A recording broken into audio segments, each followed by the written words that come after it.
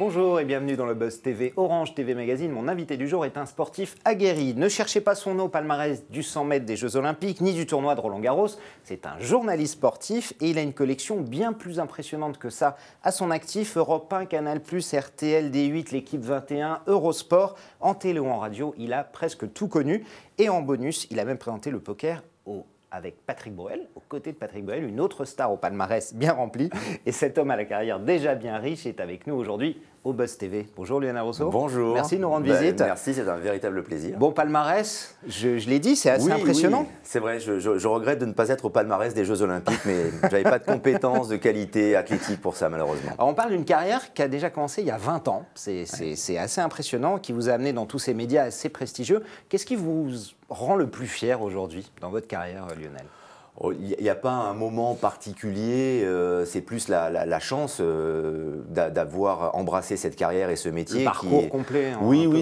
En tout cas les moments, le fait d'avoir pu déjà voyager à travers le monde à l'époque d'Europe 1, parce que le sport permet ça aussi, c'est un véritable privilège, d'assister à des moments historiques. La Coupe du Monde 98, évidemment, ça paraît évident, mais participer à des Jeux Olympiques ou couvrir la Coupe d'Afrique des Nations, par exemple, dans des endroits totalement hétéroclites. Voilà, donc ce sont vraiment des moments et finalement une passion qui perdure encore et une chance. Moi, je pense que ça se symbolise plus par la chance d'être arrivé dans ce métier un peu par hasard, en plus, parce que journaliste de sport n'était pas une vocation.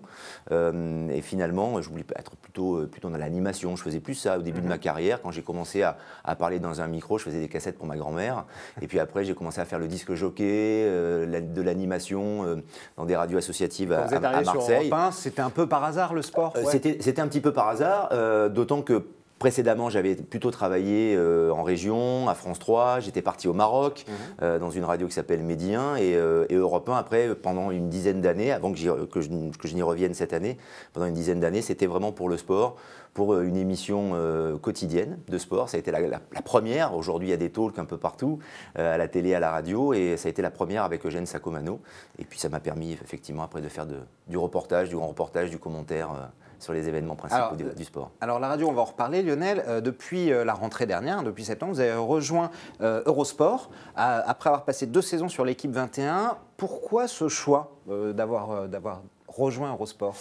Parce que Eurosport est une chaîne de référence, parce que c'est une chaîne experte, une belle marque qui est là depuis extrêmement longtemps. C'est une chaîne aussi qui a un catalogue de droits. Ça, c'est important quand on parle de commentaires ou de journalisme de sport. Et puis, moi, j'avais envie aussi de travailler avec des gens, en tout cas des managers cohérents. Et Eurosport, c'est le cas aujourd'hui. C'est-à-dire qu'il y a des grands projets. Vous n'êtes pas sans ignorer que les Américains de Discovery reprennent la chaîne, rachètent la chaîne, ils sont actionnaires majoritaires maintenant, donc ils ont de grandes ambitions. Et puis la rencontre avec Jérôme Papin, le rédacteur en chef de la rédaction, le patron de la rédaction, c'est souvent des rencontres dans ce métier, fait que je me suis retrouvé à Eurosport, à toucher un peu à tout. C'est ça qui est bien aussi dans ce métier, c'est que il y a rien d'unilatéral. Oui, parce que alors vous faites du basket avec l'Eurocoupe, vous faites du foot avec la Coupe de France, l'Open d'Australie qui vient de débuter. Vous êtes le vrai polyvalent en fait de la chaîne. Voilà, j'ai même fait de l'haltérophilie, les championnats du monde d'haltérophilie, mais c'est bien parce que ça permet de se remémorer un petit peu l'ambiance qu'on peut retrouver, vous savez, dans les Jeux Olympiques, où parfois on commente des disciplines sur lesquelles on n'est pas spécialiste ou qu'on n'a pas l'habitude de suivre le reste de l'année, mais pendant 4 ans, vous allez faire le pentathlon moderne, le cyclisme sur piste, le canoë-kayak, sur les Jeux Olympiques. Et là, finalement, on me retrouvait sur l'haltérophilie, en néophyte, mais finalement aussi avec un regard journalistique. Et puis, le but est aussi de passer les plats, d'aller voir Pierre Fula, qui était notre consultant à l'époque. Grand spécialiste de l'haltérophilie. De retrouver les commentaires avec les images en Azerbaïdjan. Voilà, sur le basket, c'est la même chose, avec Laurent Ciara, qui est une sommité du basket. Sur le foot, la Coupe de France et la chance de pouvoir toucher soit à des émissions, soit à un multiplex. Lors du tour précédent, il y a eu un multiplex sur plusieurs matchs entre les amateurs et les professionnels qui était très intéressant. intéressant, ou retoucher aux commentaires encore. Voilà, donc cette polyvalence, effectivement, cette richesse me plaît beaucoup. Alors il y a quelque chose de particulier avec le foot, notamment, c'est que vous avez lancé le match des supporters. Expliquez-nous en quoi ça consiste. En fait, vous faites ça pendant un match de Coupe de France. Donc cette semaine, on pourra suivre Nantes-Lyon. Ouais. Comment ça se passe, le match des supporters? En fait, il y a deux antennes sur Eurosport. Enfin, il y a de nombreuses antennes, vous le savez, il y a Eurosport International, mais nous avons Eurosport France et Eurosport 2. Sur Eurosport France, vous avez le match basique commenté par Christophe Bureau, Alain Bogossian et tout le dispositif. Et le même dispositif technique de réalisation est proposé sur Eurosport 2. Donc c'est exactement le même match, sauf que le commentaire change. Donc moi, j'ai la chance de me retrouver aux commandes de ce match avec un supporter lyonnais, avec un supporter nantais. On a fait ça précédemment sur Sochaux-Strasbourg, sur Montpellier-Paris-Saint-Germain. Et c'est assez drôle parce que le commentaire, évidemment, reste expert, mais il est enthousiasme, il est souvent orienté. Voilà, non, mais il y a de la mauvaise foi, mais c'est très bienveillant. Et, c'est vous qui faites le casting, Lionel? Alors, on travaille avec les clubs qui connaissent bien leurs supporters. Ce sont souvent des supporters qui sont là depuis de nombreuses années, qui appartiennent à des clubs ou à des associations au sein des équipes et qui sont des véritables passionnés, qui sont très contents parce qu'on ne s'improvise pas commentateur d'une certaine manière. Quand on est devant sa télévision, on a le sentiment que c'est facile de donner le nom des joueurs et de raconter ce qui se passe. Et là, les supporters, finalement, eux estiment avoir la chance de découvrir d'une certaine manière ce métier, mais aussi de pouvoir communiquer leur passion. Et avec nous, on partage cet enthousiasme, les petites blagues, les vannes qu'il peut y avoir d'un supporter à l'autre. Évidemment, ils ne sont jamais d'accord sur les décisions d'arbitre. Et voilà, ça fait un résultat et finalement une appréciation de la rencontre toute différente, mais ô combien intéressante. Alors, pour l'Open d'Australie, vous présentez en alternance avec Géraldine Ponce et Olivier Canton la session. Alors, il y en a plusieurs. Il y en a une à 8h45 le matin, à 14h15. C'est aussi breakfast et aussi lunch. C'est sympa les horaires de l'Open d'Australie, voilà, quand on est français, horaire. Non? Bien sûr, non, mais c'est le décalage horaire. On fait ça tout se passe la nuit, hein, c'est ce exactement, exactement. Tout se passe la nuit. Donc, il y a les sessions de nuit, évidemment, sur l'antenne d'Eurosport, puisqu'il y a l'intégralité de l'Open qui est sur l'antenne, mais avec les émissions encadrées, avec les consultants, avec Jean-Paul Lotte notamment. En Australie, évidemment, il y a toutes les équipes, avec Henri Lecomte et tous les consultants et les commentateurs d'Eurosport. Mais se retrouver le matin, finalement, en décalage au réveil, je trouve ça assez intéressant. Je l'avais fait aussi sur l'US Open, qui sont les mêmes horaires, à peu près sur les mêmes horaires. Et finalement, c'est comme une matinale. Donc, il faut être assez dynamique, il faut donner les informations parce que les gens se réveillent, ou ceux qui n'ont pas veillé tout au long de la nuit ont envie d'avoir les derniers résultats, les résultats des Français. Donc, au-delà d'encadrer et de lancer les matchs qui ont lieu en direct, il faut faire des rappels, donner les informations, montrer les principales images. Oui, c'est le premier tournoi du Grand Chelem de la saison. Absolument. Quand même, bien sûr. Important. Avec, on l'espère, des Français qui vont briller. Même si ça semble compliqué quand même par rapport au tirage. Ah bon, alors déjà, Tsonga, n'en parlons pas. Et puis après, ça sera compliqué. On n'a pas le sentiment que Gasquet soit particulièrement en forme. Il le dit lui-même. Oui. Bon, peut-être Gaël Monfils. Qui sait? On verra. Avec comme tous les ans, on attend toujours Gaël. Ça serait bien. Donc, beaucoup de choses, on l'a vu. Comme dirait Nicolas Sarkozy, est-ce qu'entre Eurosport et vous, c'est du sérieux? Oui, c'est du sérieux. Bien sûr que c'est du sérieux. Moi, tout ce qui concerne ce métier, le rapport à la télé, au sport, et surtout les gens qui me font confiance, c'est souvent des histoires de confiance, des histoires d'amitié naissante. C'est du sérieux, bien évidemment. C'est du sérieux et je pense que c'est du long terme, en tout cas je le souhaite. S'installer durablement sur une chaîne qui a des ambitions en termes de catalogue de droits, qui va sans doute mettre en place aussi une nouvelle stratégie et puis se retrouver au carrefour, au cœur de grands événements. Oui, c'est sérieux.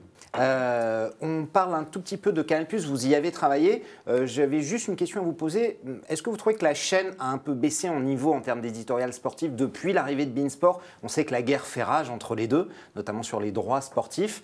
Vous pensez que c'est un bien pour la chaîne ou plutôt que c'est un mal? Moi, je trouve que c'est ni un bien ni un mal. Je trouve que Canal a toujours innové et continue d'innover et fait avec ce qu'il a. Il y a encore un catalogue de droits qui est assez confortable pour Canal et la création d'émissions, de programmes toujours assez innovants, toujours à la pointe. Alors je ne dis pas que beIN Sport ne le fait pas, mais c'est vrai que le catalogue de droits fait que de beIN fait qu'il y a une proposition qui est peut-être un peu plus pléthorique. Il grignote peu à peu quand bien même, sûr, c'est vrai. Mais c'est incontestable. Mais en même temps, je trouve que Canal reste une référence et continue sur ses commentaires, sur le positionnement de ses consultants, de ses les émissions de ses programmes, reste quand même une chaîne extrêmement premium.